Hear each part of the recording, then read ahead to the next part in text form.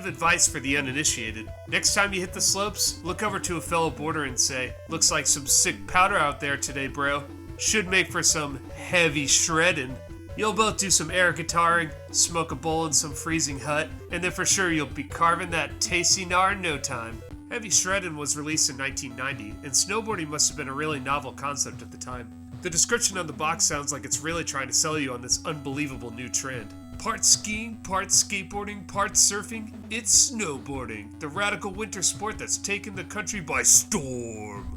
This game was developed by Imagineering, a company with one of the worst NES track records out there, including the 3 Simpsons games, Swamp Thing, and Barbie amongst others. With that resume, you'd probably think Heavy Shreddin' would be equally awful, but I'm here to tell you it's one of the better sports games on the NES, at least the best/only snowboard title for the system. I played Heavy Shreddin' growing up, way before this Georgia boy got to experience the ski life, and I thought this was the coolest game around. Each level is broken up into a series of courses, some timed races, some half-pipes with tricks, some obstacle courses including moguls and gates, and every level ends with a crazy backwoods section. Between these stages are these little mini-bosses where you need to avoid people, boulders, and deer by using various techniques. There's a ton of variety to the stages and an assortment of cool guy moves to pull off.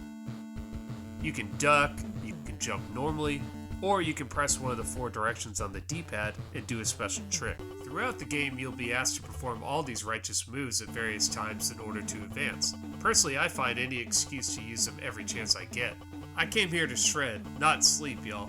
While Heavy Shreddin' does not have the best graphics on the system, it is pretty impressive how large the levels are for an 8-bit game. Even if you're flawless in your execution, it'll still take 3 to 4 minutes of continuous quick movement to get to the end of the stage. And once you do, you're greeted with the sultriest badass babe ever rendered in 3 colors, Hubba Hubba. The music kicks ass. It's super memorable and goes great with the tense action. The sound effects are fairly simple, but honestly they're a pretty accurate representation of the snowboarding experience.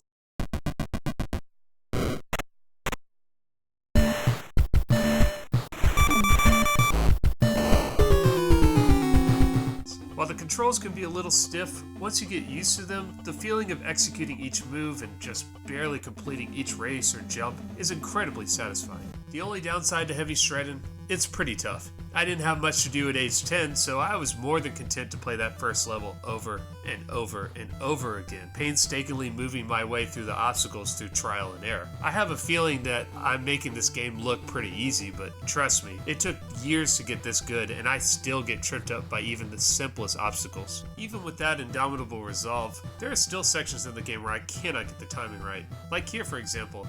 I know I need to jump off this cliff, and the first time I attempted it, I made it no problem. But every other time I tried, crash and burn. Jump up? Does that mean before the cliff or after?